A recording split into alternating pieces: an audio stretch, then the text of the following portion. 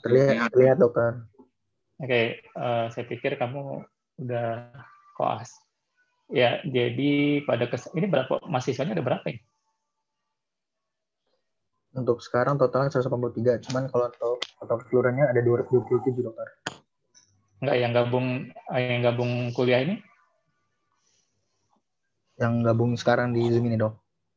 Oh, Yang sekarang di Zoom ini ada 183 orang. 180 dengan 183.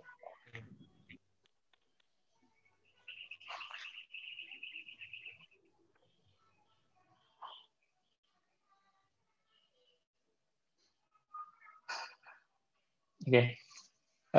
Kita akan kelihatan ya, tampilannya kelihatan ya? terlihat dok. Oke. Pada sore ini kita akan meng-refresh lagi ya. Ini jadi sebenarnya bukan materi yang baru, cuma saya mencoba memaparkan tentang pemahaman lebih dalam, mungkinnya sedikit lebih dalam tentang perihal tentang shock. Jadi dari segala sesuatunya kita mulai dengan tujuannya apa sih kita, apa yang kita pengen pelajari dari materi shock ini. Mulai dari definisi, kemudian apa sih pendekatannya pada pasien-pasien yang mengalami kondisi hipotensi, tipe-tipe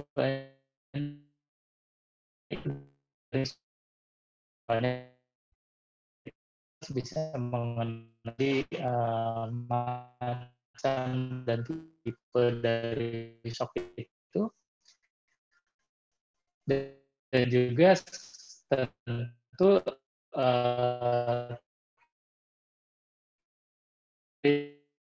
atau pengobatan yang spesifik untuk setiap sampingnya berupa kondisi disebut metabolic acidosis. Nah, shock itu bisa terjadi dalam kondisi tekanan darah yang normal ataupun bisa sebaliknya, hipotensi itu dapat terjadi padahal dia tidak shock. Saya biasa hipertensi dengan tensi yang tidak terkontrol, hipertensi yang tidak terkontrol, tensi 220, tensi 190, kemudian terjadi kondisi patologis apapun itu, misalnya perdarahan, kemudian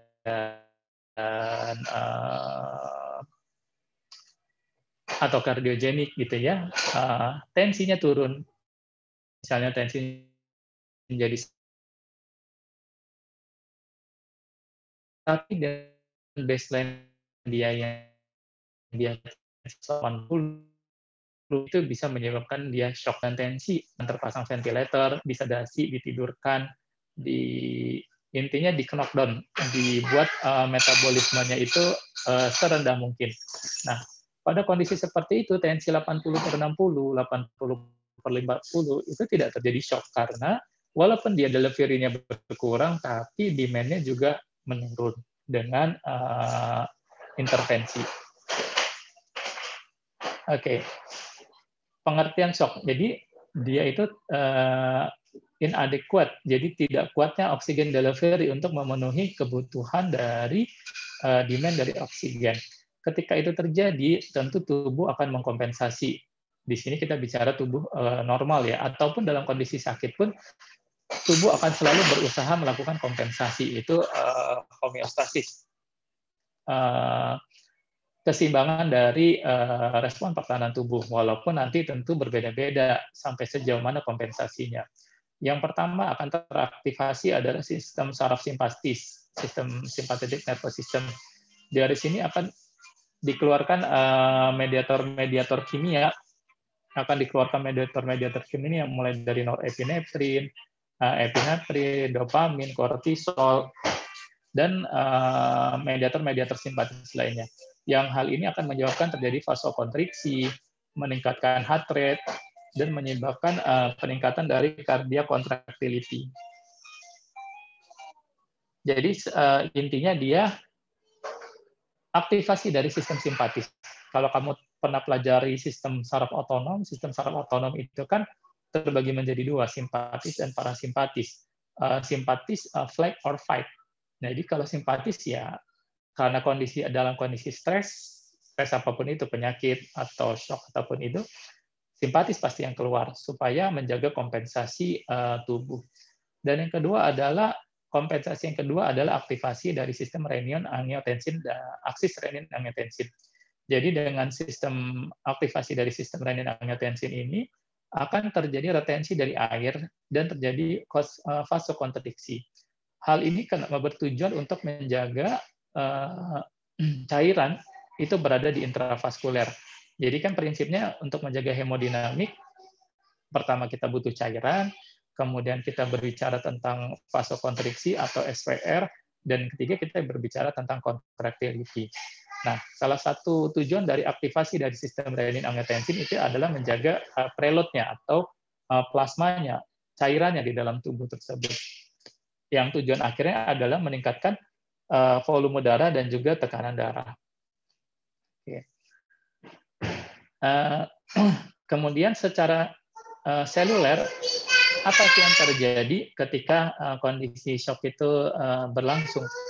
Jadi, ketika kamu mempelajari dulu, kalau kamu misalnya masih ingat pelajaran, saya nggak tahu ya kalau sekarang sistem blok ya, tentang biokimia, ketika dia itu terjadi suatu metabolisme aerobik, akan dihasilkan ATP, sekian banyak ATP.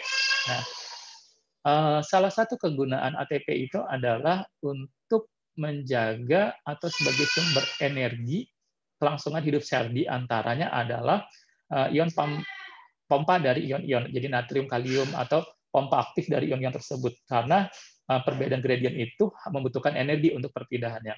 Nah, ketika terjadi suatu kondisi anaerobik di mana ATP yang dihasilkan itu jumlahnya jauh lebih minimal, jauh lebih sedikit, maka energi yang terbentuk pun akan lebih sedikit dan akan terjadi gangguan pada pertukaran dari pompa-pompa ion tersebut. Akibatnya apa?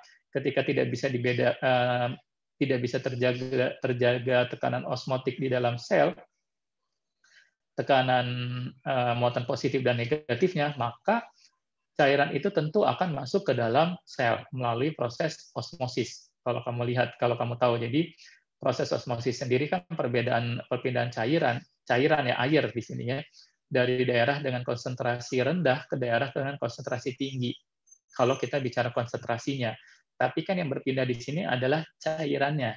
Kalau cairannya berarti daerah dengan konsentrasi rendah, itu berarti airnya lebih banyak. Makanya sebenarnya peristiwa osmosis itu ya tetap saja kita kan nggak bisa melawan hukum alam. Sebenarnya berpindah dari tempat dengan air yang banyak ke air yang dikit melalui membran semi permeable. Oke. Akibatnya ketika selnya itu mengalami edema, ya terjadi hidrolisis dan akan menyebabkan kematian sel. Nah, itulah patofisiologi kenapa orang yang mengalami shock. Jadi shock itu bisa terjadi pada multiple organ, bisa organ otak, jantung, hepar, ginjal, tergantung dari perfusi yang mana yang tidak mencukupi organ-organ tersebut. Nah, tapi tubuh itu memiliki prioritas. Prioritas itu artinya ketika delivery oksigen atau perfusi itu terganggu, organ manakah yang paling pertama diselamatkan atau dijaga, karena itu fungsi vital dari tubuh. Jadi dia akan menjaga perfusi dari cerebral dan juga kardiaknya. Sementara pada organ-organ lain yang dianggap tanda kutip tidak terlalu urgent untuk diberikan perfusi karena perfusinya pas-pasan, maka akan terjadi vasokonstriksi, misalnya pada splanchnik, saluran cerna, muskuloskeletal otot, ataupun pada ginjal. Jadi ketika jumlahnya terbatas, hanya jantung dan juga otak yang akan maintain, dijaga untuk perfusinya untuk tetap stabil. Tapi kalau misalnya juga tidak mencukupi, ya mau nggak mau akan terjadi cerebral atau cardiac ischemic yang berujung pada kondisi kematian jaringan atau infark. Nah, kondisi-kondisi ini akan menyebabkan terjadinya anaerobik metabolisme anaerobik yang salah satu hasil sampingannya adalah terbentuknya asam laktat. Nah, namanya asam laktat asid sifatnya, maka akan menyebabkan perubahan dari pH, di mana kalau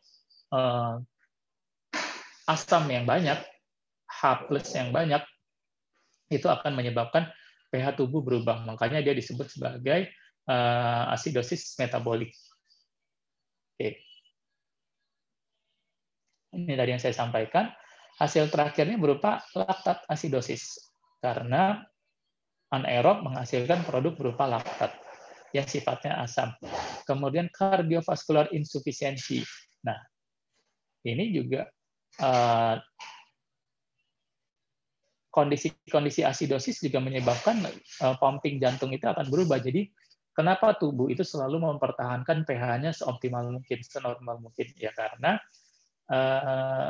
ketika pH tubuh itu berubah, maka enzim-enzim tubuh itu tidak bisa bekerja, obat tidak bisa bekerja, proses metabolisme juga tidak bisa bekerja, maka organ-organ pasti akan mengalami gangguan. Jantung bisa terjadi kardiomiopati dan lain sebagainya. Atau menyebabkan increase metabolic demand. Dia akan mengkompensasi untuk memenuhi kebutuhannya, misalnya dengan takikardi, aktivasi sistem saraf simpatis. Itu tujuannya untuk mencukupi delivery dari oksigen, tapi secara tidak langsung dengan kondisi-kondisi simpatis tersebut, dia akan meningkatkan metabolismenya. Nah, kalau misalnya dia tidak juga mengalami intervensi atau tidak mengalami perbaikan, ya lebih lanjut lagi kardiak depresi, respiratory distress, kemudian gagal ginjal, perfusinya karena menurun, DIC, gangguan faktor pembekuan, di mana perfusi KFR juga bisa mengalami gangguan, dan terakhirnya adalah kegagalan kegagalan organ. Oke.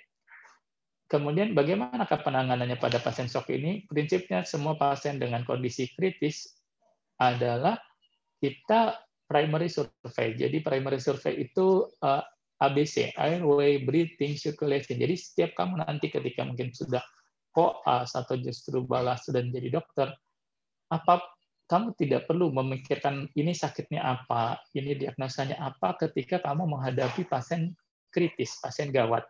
Yang kamu perlu lakukan adalah resusitasi, airway, jalan nafas, breathing, pola nafasnya, kemudian sirkulasi, tekanan darah, sirkulasi baik makro maupun mikro, disability-nya, kesadarannya, perfusi ke otaknya, kemudian lingkungannya, seperti itu. Nah, apa yang bisa kamu lakukan? Pertama kali adalah prinsipnya ABC. Kamu bisa melakukan memasang cardiorespiratory monitor. Kamu bisa memasang monitor, bedside monitor. Di situ kamu bisa melihat tekanan darah, nadi, kemudian saturasi. Kemudian kamu bisa pasang pulse oximetry. Pulse oximetry itu adalah alat untuk menangkap saturasi oksigen di perifer seseorang. Dengan cara dia mengeluarkan sinar infrared, di situ dia bisa menggambarkan berapa sih secara tidak langsung kandungan oksigen pada pasien ini. Yang digambarkan sebenarnya melalui ikatan oksigen dan hemoglobin. Kemudian kamu bisa memberikan suplemen oksigen, pemberian oksigen tambahan, pemberian akses intravena, pemasangan akses intravena, kamu bisa pasang infus maksudnya. Kemudian pemeriksaan gas darah, laboratorium dan laboratorium yang lain, pemeriksaan kateter urin untuk melihat perfusi ke ginjal, berapa sih produksi urinnya. Kalau urinnya normal, jumlah produksi normal, secara tidak langsung kami bisa memperkirakan bahwa perfusi ke ginjalnya ini masih baik. Kalau perfusi ke ginjalnya masih baik, harusnya perfusi ke otak dan juga ke jantung juga baik. Karena setiap organ itu mempunyai tekanan perfusi yang berbeda-beda. Nah, kemudian juga kamu bisa mengevaluasi tekanan darah, tanda vital termasuk suhu rektal, karena itu yang lebih mendekati suhu core tubuh. Secara diagnosis, kamu bisa melakukan pemeriksaan fisik melalui status mental, kesadaran, warna kulit seperti apa, suhu, nadi, dan sebagainya. Kemudian kamu bisa memperkirakan penyebabnya setelah kamu melakukan monitoring tadi, kamu melakukan pemeriksaan fisik, kamu juga bisa melihat apakah ada sumber infeksi pada pasien ini. Bisa kamu meminta pemeriksaan penunjang, misalnya pemeriksaan sel darah putih, kimia darah, laktat, faktor koagulasi, kultur, analisa gas darah. Kenapa laktat menjadi penting? Karena pada kondisi shock tadi saya sudah jelaskan bahwa hipoperfusi akan menyebabkan kondisi metabolisme berubah dari aerobik menjadi anaerobik. Nah, pada kondisi anaerobik diproduksi laktat. Jadi laktat ini bisa menjadi parameter seseorang itu memang dalam kondisi shock, atau kalau misalnya kamu melakukan intervensi resusitasi, laktat bisa menjadikan parameter keberhasilan dari intervensi yang kamu lakukan. Oke. Evaluasi lebih lanjut, jadi ketika kamu pasiennya sudah stabil ya artinya resusitasi kamu berhasil, hemodinamik kamu bisa kamu maintain pada kondisi cukup, ya bukan baik, mungkin cukup untuk menjaga perfusi ke setiap organ, kamu bisa melakukan evaluasi lebih lanjut. Kamu bisa melakukan CT scan atau CT scan kepala, sinus untuk melihat sumber infeksi. Kamu bisa melakukan fungsi lumbal, sumber infeksi juga. Kemudian kultur dari darah, kalau kamu curiga ini suatu shock sepsis. Kemudian akut abdominal series, misalnya kamu melakukan USG, atau pemeriksaan CT yang lainnya untuk melihat apakah ini suatu perdarahan intraabdominal. Kamu bisa melakukan pemeriksaan kortisol, ini juga untuk melihat efek dari aktivasi dari sistem saraf simpatis, fibrinogen, D-dimer, dan seterusnya, ini untuk melihat faktor pembekuan, ada nggak kondisi-kondisi gangguan koagulasi pada pasien ini. Kemudian setelah tindakan tadi, kamu bisa mulai mengarah ke working diagnosis kamu. Mulai kamu menggali informasi-informasi lebih yang lalu, misalnya penyakit yang baru saja diderita, apakah itu yang sebelumnya menderita demam, nyeri dada, nyeri perut, apakah dia memiliki komorbid, sakit kencing manis, DM, darah tinggi, sakit jantung, ada nggak obat-obat yang dia konsumsi, kemudian toksin yang dia riwayat kemungkinan dia terpapar dengan toksin, kemudian riwayat perawatan sebelumnya di rumah sakit atau baru saja menjalani operasi, dan seterusnya.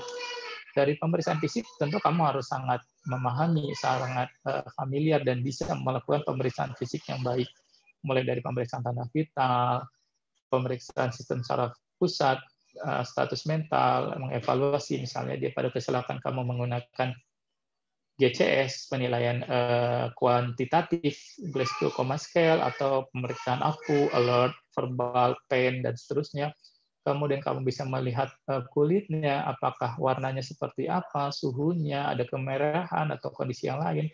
Kardiovaskuler, kamu lihat adanya tanda-tanda bendungan, peningkatan dari jugular GVP, kemudian bunyi jantungnya gimana, tanda-tanda deko misalnya ada bunyi jantung ketiga, murmur, gelap, dan sebagainya. Respirasi, kamu mendengarkan ada nggak suara nafasnya vesikuler kanan kiri, kemudian apakah ada suara nafas tambahan, ada ronki, ada wheezing, dan seterusnya. Kemudian saluran cerna, apakah ada nyeri tekan, nyeri lepas, kemudian defense muskular, seperti itu. Dan misalnya ginjal, kamu melihat urin output-nya. Nah, ada satu kondisi misalnya pasien tampak sakit, kemudian dia penurunan kesadaran, kulitnya dingin, kemudian pasiennya lemah, dan nadinya tidak terukur dengan jelas. Systolic blood pressure-nya kurang dari 110, pasiennya takikardi. Ya. Kemungkinan pasien ini dalam kondisi shock kemungkinan besar, karena tanda-tanda yang tadi saya sebutkan di atas itu ya tanda-tanda shock seperti itu. Oke.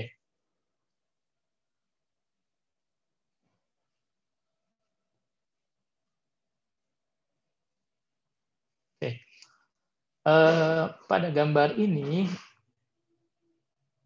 memperkirakan perbedaan tekanan pada masing-masing daerah tubuh. Jadi kalau misalnya kamu berbicara pressure, pasti kamu berbicara tentang arteri ya. Jadi misalnya arteri karotis, kemudian arteri radialis, arteri femoralis, arteri dorsalis pedis. Jadi kalau kamu lihat bahwa di sini tentu beda-beda dia tekanannya. Sebagai contoh, arteri karotis dia mempunyai tekanan sekitar 60 mm Hg. Kemudian kalau kamu bicara tentang arteri femoralis, mungkin sekitar 80, Bang. Ketika kamu meraba arteri dorsalis pedis, di situ tekanannya sampai ke 90 mm Hg. Nah, ini juga dipakai dasar kenapa pada pasien-pasien henti jantung atau henti napas atau kita mau melakukan evaluasi nadi, pemeriksaan nadi yang dipakai itu adalah nadi karotis, bukan femoralis, bukan brachialis, radialis, tapi yang dipakai untuk menentukan ada tidaknya denyut nadi itu menggunakan arteri karotis. Karena kalau kamu lihat gambarnya, arteri karotis itu merupakan arteri dengan tekanan yang paling kecil. Artinya, kalau kamu misalnya menemukan pasien dengan kondisi henti jantung, kamu akan memutuskan dia ini dikompresi atau tidak. Nah, kamu memutuskan dia dikompresi atau tidak, tentu kamu putuskan dulu dia ada nadi atau tidak. Kalau dia masih ada nadi, ada denyutan, berarti pasien ini tidak perlu atau tidak indikasi untuk dilakukan kompresi. Nah, kalau kamu periksanya pada arteri femoralis misalnya dengan tekanan 80 mm Hg, kamu raba di situ, kamu tidak mendapatkan nadi misalnya. Keputusan kamu adalah saya akan melakukan resusitasi, saya akan melakukan kompresi pada pasien ini. Padahal sebenarnya dia punya nadi. Cuma nadi dia itu tidak sampai karena tekanannya sangat lemah, tidak sampai tekanannya sampai 80 mm Hg. Nah, jadi kamu salah keputusannya. Jadi ketika kamu meraba nadi arteri femoralis, ternyata sebenarnya tensi pasien ini 60 gitu ya misalnya ya. Dia sebenarnya masih ada perfusi, cuma karena kamu ngeraba di femoralis itu memang harusnya tekanan 80, dia tidak mencapai segitu, kamu melakukan kompresi.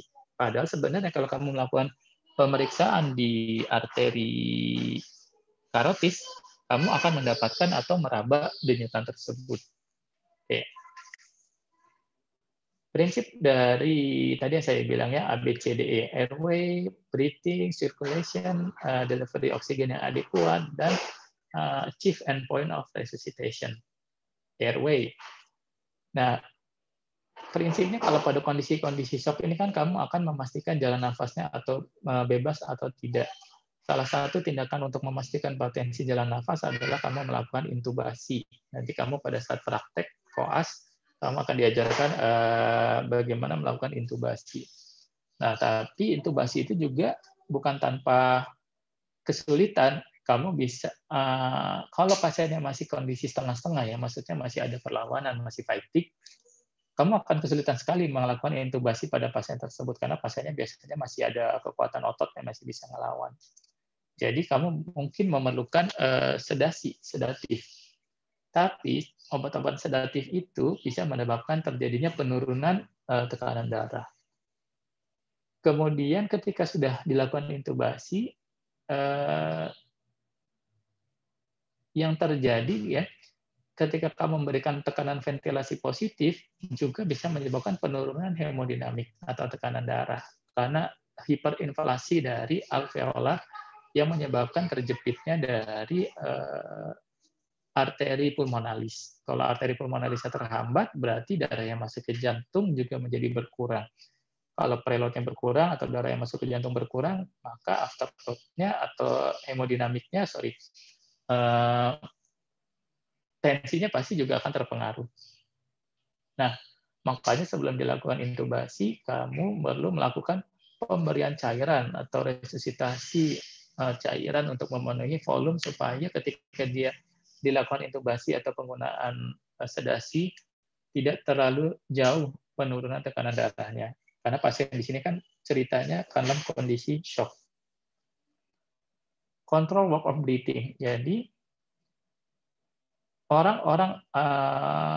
seseorang ketika dia melakukan pernapasan spontan kayak kita seperti ini, itu membutuhkan banyak energi.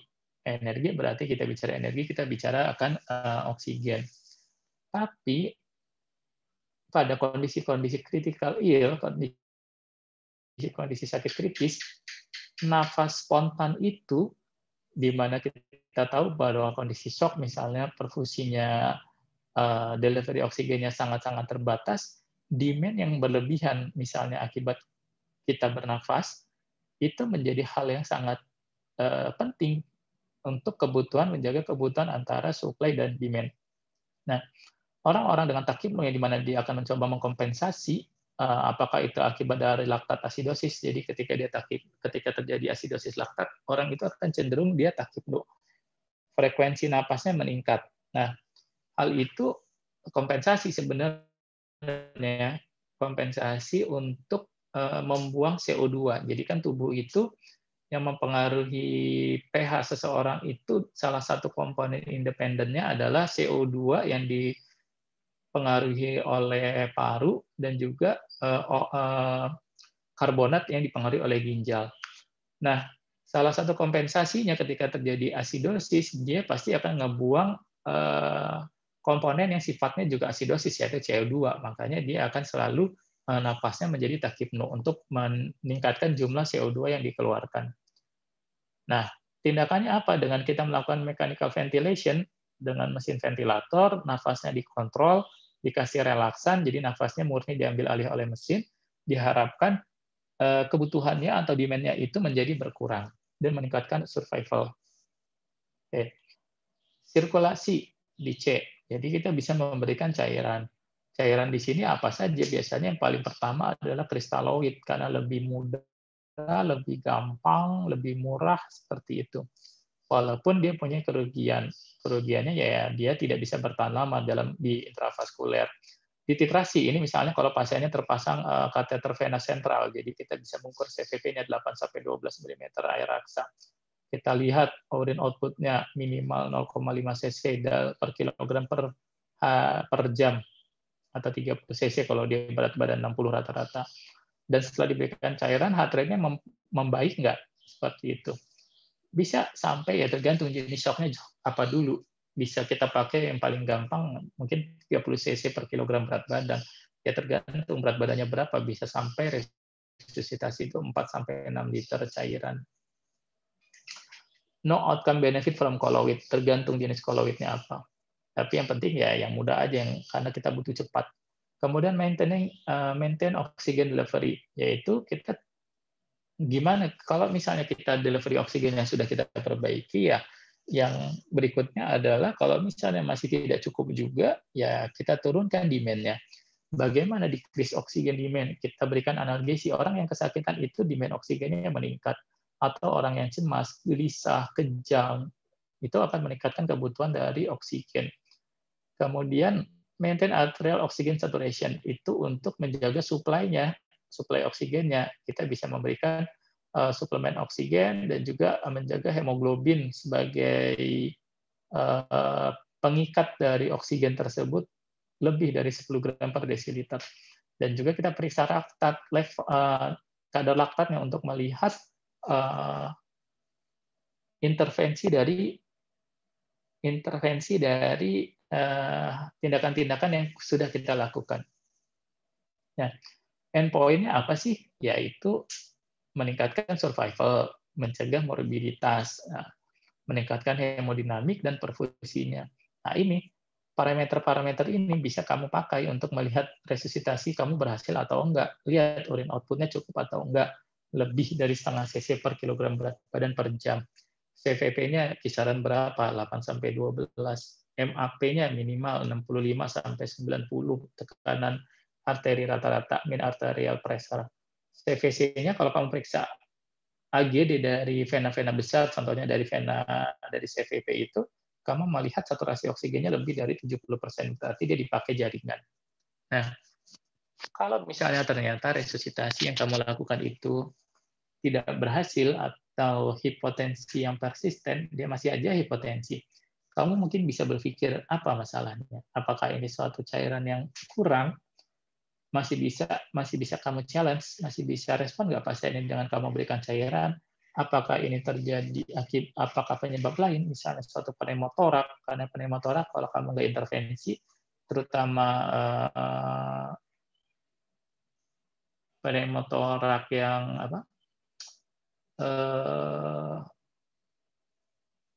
yang kok jadi saya lupa, saya bukan simple ya, jadi lupa saya istilahnya, yang dia bisa masuk tapi dia nggak bisa keluar itu loh, fenomena apa, pneumotorak apa, saya jadi lupa, nantilah kalau kepikiran. Apakah dia suatu cardiac tamponade, jadi di dalam jantungnya, dalam ruang perikardnya itu terdapat cairan, apakah darah atau kena efusi perikard, jadi dia mengganggu pompanya. Apakah ada perdarahan tersembunyi yang kita belum tahu, dikasih cairan, naik respon sebentar, kemudian turun lagi, ya berarti masih ada ongoing bleeding mungkin. Apakah dia adrenal insufficiency, jadi dia tidak bisa memberikan stress respon, misalnya pada pasien-pasien lupus atau pasien-pasien yang diberikan steroid jangka panjang, ataupun dia alergi obat-obatan, misalnya pada kondisi shock anafilaktik. Jadi coba kita lihat macam-macam dari shocknya. Ini adalah beberapa tipe shock yang lazim atau paling banyak kita temui, yaitu shock hipovolemik, kita berhubungan dengan cairan, shock septik berhubungan dengan suatu proses infeksi, kardiogenik, gangguan pumpingnya, jantungnya tidak bisa memompa karena infak misalnya, anafilaktik akibat reaksi alergi yang hebat, kemudian neurogenik akibat terputusnya sistem saraf simpatis, misalnya pada trauma medula spinalis, ataupun dia shock obstruktif. Oke. Ini kita contoh kasus ya, misalnya seorang laki-laki 64 tahun menderita DM dan datang ke ruang gawat darurat dengan nyeri perut yang meluas, kemudian yang menyebar ke punggung bagian belakang. Dia menderita hipotensif, kemudian takikardi, tidak demam, dan ekstremitasnya dingin. Apa kira-kira tipe shock pada pasien ini? Apakah hipovolemik, apakah septik, kardiogenik, neurogenik, dan seterusnya? Apa kira-kira?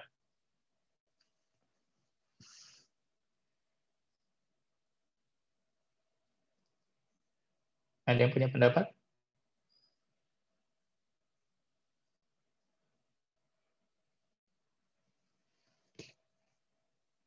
Oke.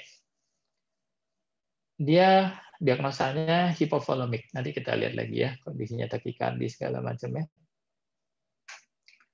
Ini hipovolemik shock. Pada umumnya kita bisa bagi menjadi hemoragik dan non-hemoragik. Non-hemoragik itu ya tanpa perdarahan, muntah, diare, obstruksi dari usus, luka bakar, dan sebagainya. Ketika dia hemoragik, ya penyebabnya pendarahan, apakah pendarahan saluran cerna, trauma, masif hemoptisis, ruptur dari triple A, aneurisma aorta abdominalis, atau kehamilan ektopik yang terganggu, dan sebagainya. Prinsipnya sama, ABC, kemudian kita berikan akses IV, gunakan jarum terbesar yang masih bisa diberikan, yang masih bisa dipasang, 18, 16. kristaloid, berikan cairan kristaloid, bisa menggunakan ringan laktat atau normal salin, bisa sampai 3 liter ya, tergantung. Nggak mesti 3 liter, tergantung berat badannya, tergantung derajat shocknya, seperti itu. Kalau dia curiga pendarahan, kita harus lakukan cross match untuk memberikan kemungkinan transfusi, dan pendarahannya kita kontrol. Dan kita lihat nih, diagnosanya apa, tentu terapinya disesuaikan dengan definitif terapinya. Kita bisa cek analisa gas darah, elektrolit, blood urea nutrien, dan seterusnya. Saya tergantung indikasinya. Kalau kita curiga itu suatu pendarahan, bisa kita melakukan pemeriksaan chest X-ray, ronsen torak. Ya, lihat saja kalau misalnya itu suatu pendarahan, kita berpikirnya adalah organ-organ mana yang bisa menyebabkan, rongga mana yang bisa menyebabkan terjadinya perdarahan yang dalam jumlah besar, torak, pelvis, abdomen, dan seterusnya. Nah, ini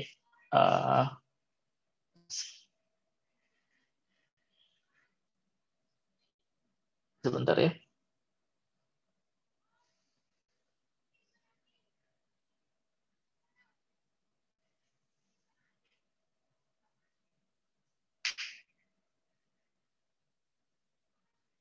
Oke.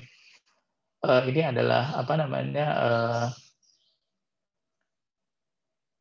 berapa maksimal cairan yang bisa dialirkan kalau misalnya kamu menggunakan jarum infus nomor 18, nomor 16. Ya, semakin kecil nomornya, semakin besar jarumnya, ya semakin banyak cairan yang bisa kamu berikan. Oke. Ini bisa kamu baca 81 tahun gangguan mental status, ada demam, ada hipotensi, ada pelebaran dari pulse pressure, takikardi, dengan ekstremitas. Jadi si ekstremitasnya dia shock, tapi dia hangat. Nah, kira-kira apa pada kondisi ini? Dan dia curiganya suatu shock septik. Oke, itu salah satu khasnya ya, karena pada shock septik dia terjadi vasodilatasi. Biasanya shock itu kan dia hipotensi, vasokontriksi. Kalau pada shock septik, kondisinya vasodilatasi.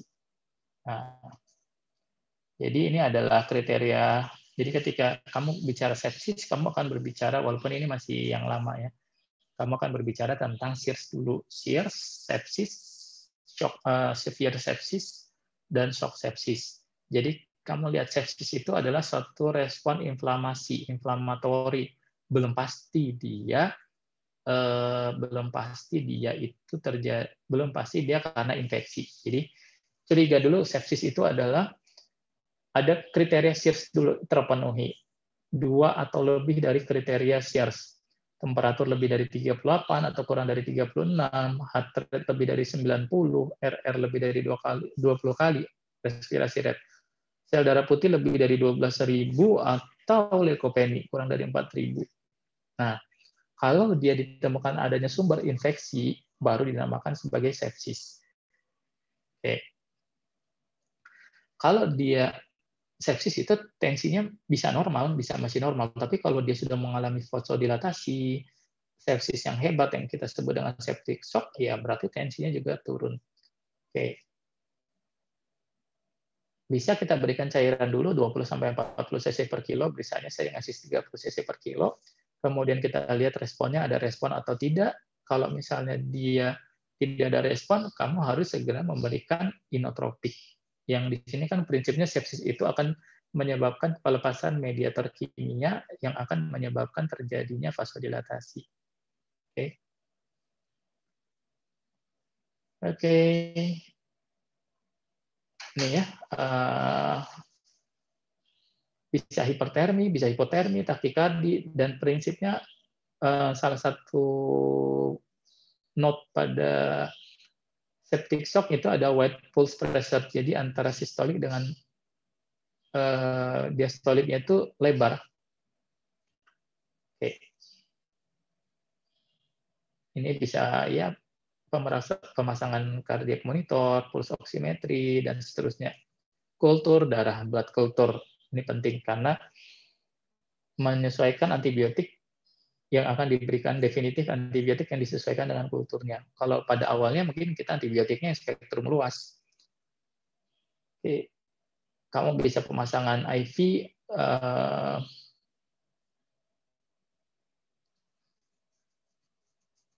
dengan nomor jarum yang besar, jarum yang ukuran besar untuk memberikan cairan yang lebih banyak. Kemudian kamu bisa memberikan suplemen oksigen untuk meningkatkan delivery oksigennya. Empirik antibiotiknya ini antibiotik yang empirik, jadi kita belum tentu benar, cuma biasanya dikasih dengan spektrum luas. Ini bisa contoh-contohnya kamu baca sendiri ya. Kalau misalnya dia persisten hipotensi, ya kamu tadi saya bilang setelah kamu memberikan, dia ngomong 2-3 liter, tapi kalau ini mungkin kamu bisa 30 cc per kilo ya. Kalau misalnya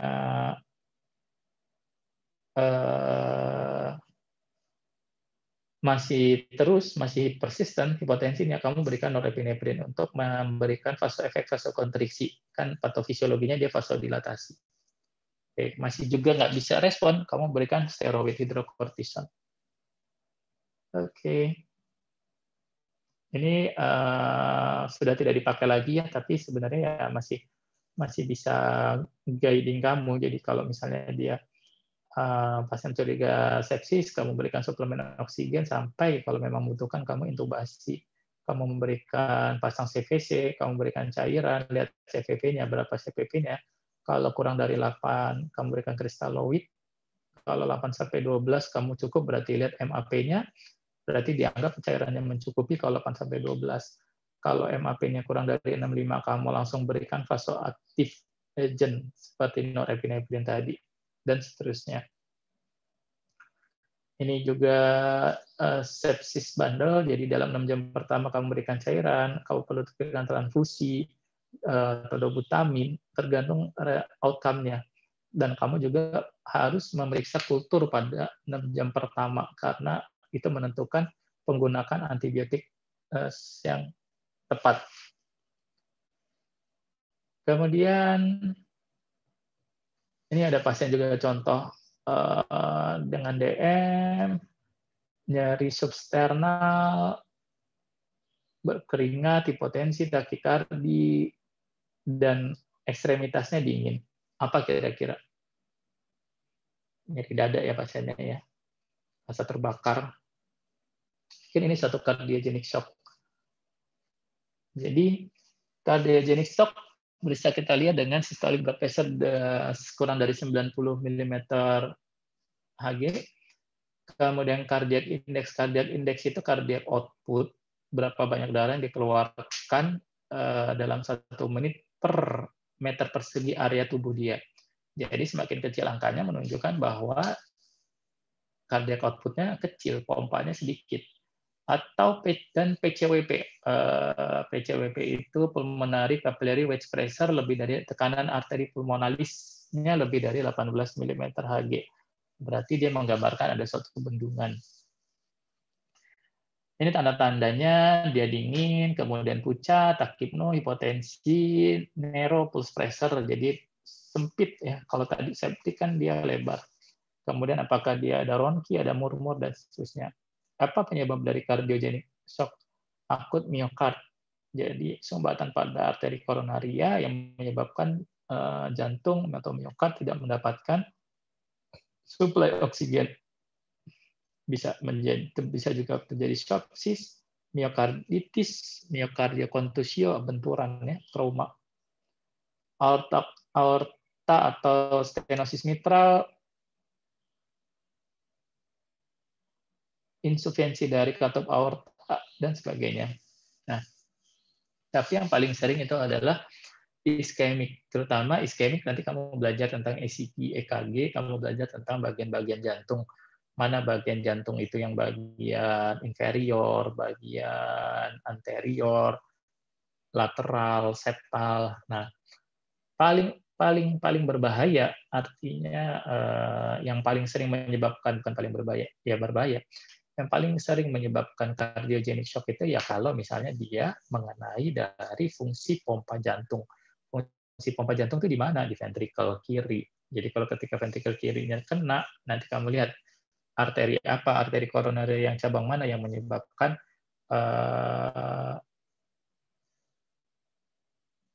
sumbatan pada sumbatan pada jantung sebelah kiri. Sorry, ventrikel kiri maksudnya. Nah, akibat dari pompa jantungnya yang iskemik, ventrikel kirinya mengalami iskemik atau infak, dia nggak bisa pompa lagi, makanya kardiak output-nya akan mengalami penurunan. Kalau kardiak menurun, hemodinamik menurun, ya terjadi asidosis laktat karena berubah dari aerobik menjadi anaerobik, hipoksia pasiennya. Dia mengkompensasi dulu. Karena kardiak output-nya rendah, berarti dia kompensasinya takikardi. Nah, takikardi sendiri kebutuhan oksigennya menjadi lebih besar, tambah iskemik dia. Gitu.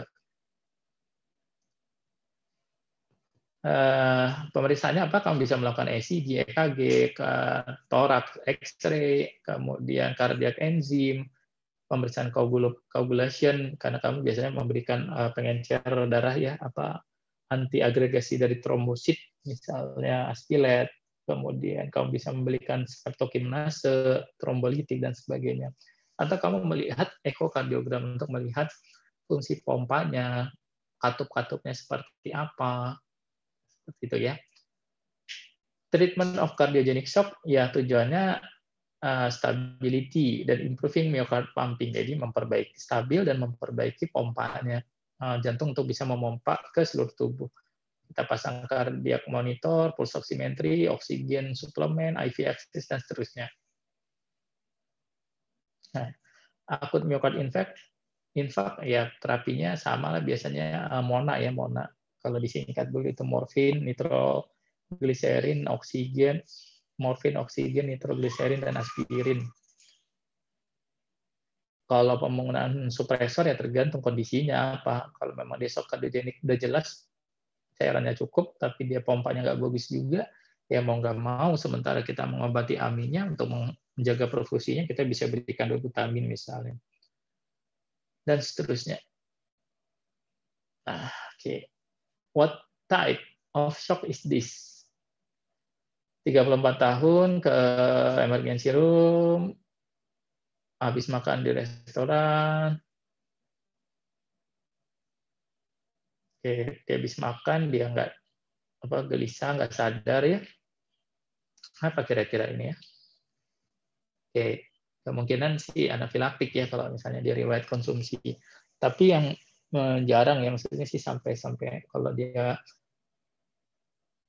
dari intake-nya terus dia alergi sampai anafilaktik jarang ya. Yang justru kita khawatirkan adalah kamu sebagai dokter bisa terjadi kondisi shock anafilaktik ketika kamu memberikan obat-obat injeksi. Nah itu harus hati-hati ya.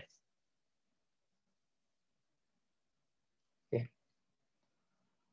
Prinsipnya anafilaktik itu adalah respon antigen antibodi alergik yang diperantari oleh IgE, imunoglobulin E. Oke. Sama sebetulnya pada kondisi seperti ini, ketika terjadi anafilaksis, dilepaskan mediator kimia, vasodilatasi. Makanya ada gatal, kemudian keluar histamin rilis, kemerahan, urtikaria, dan sebagainya. Sampai ke kondisi karena hipotensi berat, tidak sadarkan diri.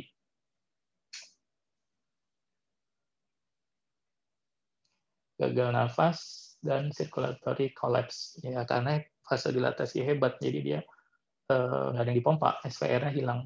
Seperti itu.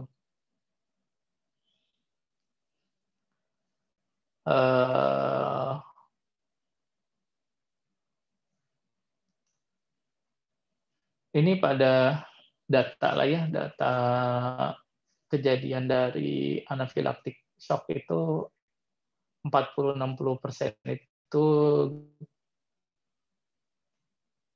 gigitan serangga ya, sengatan.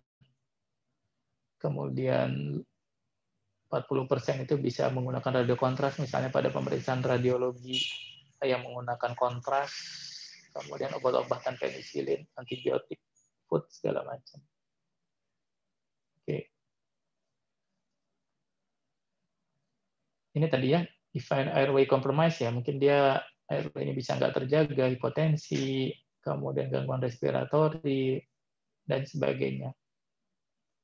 Prinsipnya sama, primary survey, ABC, IV, cairan, oksigen, dan yang penting adalah epinefrin. Jadi ketika kamu menemukan shock anafilaktik, nauzubillah min dzalik ya, kalau misalnya kamu menemukan shock anafilaktik ya, kamu harus berpikir epinefrin, bukan antihistamin ya justru, atau steroid. Karena onsetnya itu lebih lama. Yang kamu selamatkan dulu itu adalah jantungnya dulu, adrenalin, epinefrin, adrenalin. Oke. IV ya, kalau masih memungkinkan, kalau enggak ya sedapatnya aja di mana. Untuk selanjutnya kamu bisa memberikan kortikosteroid, antihistamin, bronkodilator, dan seterusnya. Oke, nah ini udah kebuka nih. 41 tahun datang ke gawat darurat, decrease sensation below his waist and his potensi bradycardia with warmth. Oke, jadi dia rasa sensasinya hilang disertai hipotensi dan bradykardi. Nah, ini penting. Hampir sebagian besar kalau kita lihat dari literatur ini ya yang namanya shock itu kompensasinya takikardi. Satu-satunya yang bradikardi adalah shock neurogenik. Nanti kita lihat kenapa dia bisa bradikardi. Nah, kalau kita bicara neurogenik, jadi kalau neurogenik ini kita bukan berpikir shock karena kesakitan ya, tapi shock yang akibatkan aktivasi atau blocking saraf simpatis. Jadi kan saraf simpatis tadi gunanya untuk menjaga tensi, tekanan darah, kemudian vasokonstriksi, takikardi. Nah, simpatisnya keblok. Kamu harus tahu pusat dari simpatis itu di mana. Kan kalau kamu bicara tentang sistem saraf otonom, itu kamu bicara tentang simpatis dan parasimpatis. Nanti kamu akan bicara lebih lanjut tentang pusat-pusatnya. Ada yang di torakolombal, ada yang kraniosakral. Di mana sih pusat saraf simpatis, torakolombal, atau kraniosakral? Oke, jadi neurogenic shock ini terjadi setelah spinal cord injury, jadi cedera pada medula spinalis yang akut. Akibatnya, tapi yang kita lihat segmen mana yang terkena, ya tentu segmen yang mengatur sistem saraf simpatis. Kalau itu kena cederanya di situ ya, itulah terjadi neurogenic shock.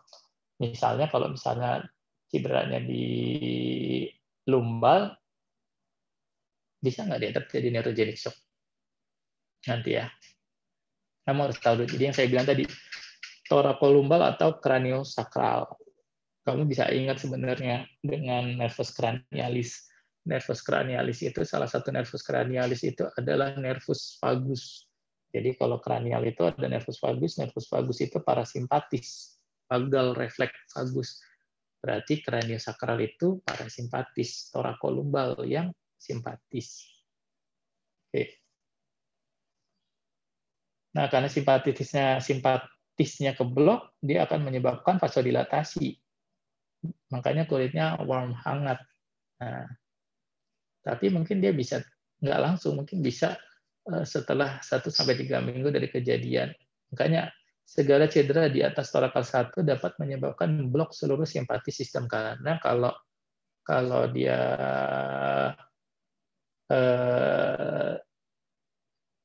medula spinalis itu sifatnya segmental dia. Segmental itu artinya kalau yang atas kena cedera ya sampai ke bawah dia kena bloknya. Kalau otak itu kan dia lateralisasi ya. Kalau kranial itu lateralisasi kanan kiri. Kalau medula segmental di atas bawah. Treatmentnya sama lah ya, cairan, kemudian resusitasi ABC, memberikan cairan, dan penyebabnya atasi bradikardinya dengan atropin atau mau nggak mau pacemaker.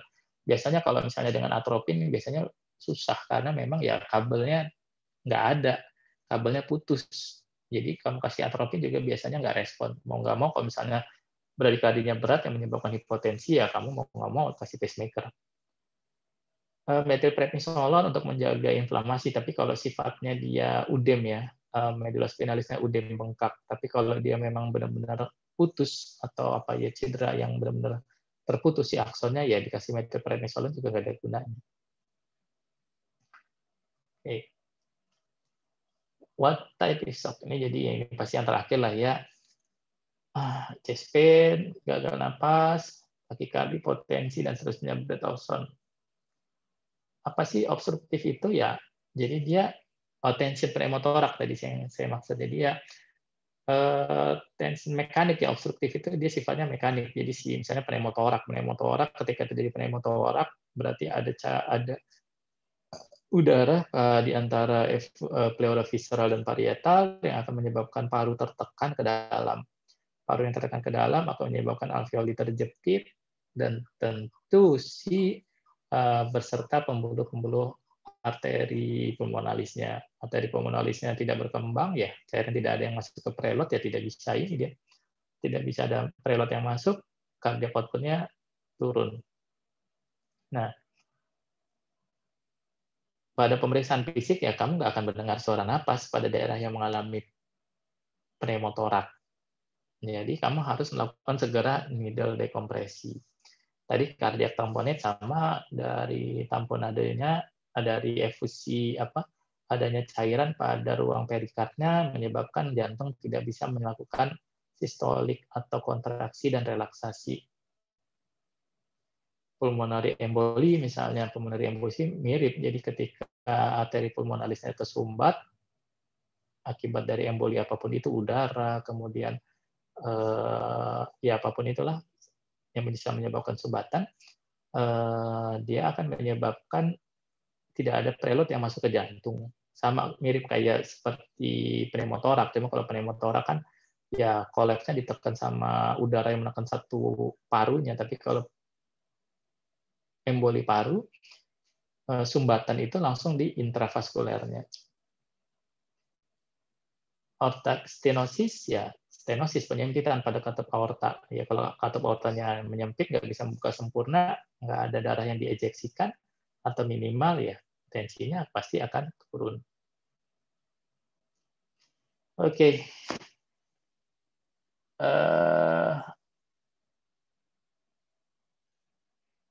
Cukup sekian.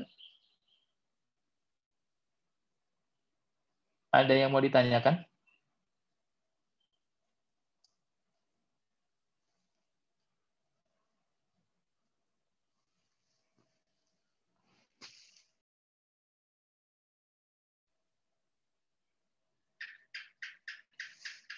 Ada yang mau ditanyakan dari kuliah ini?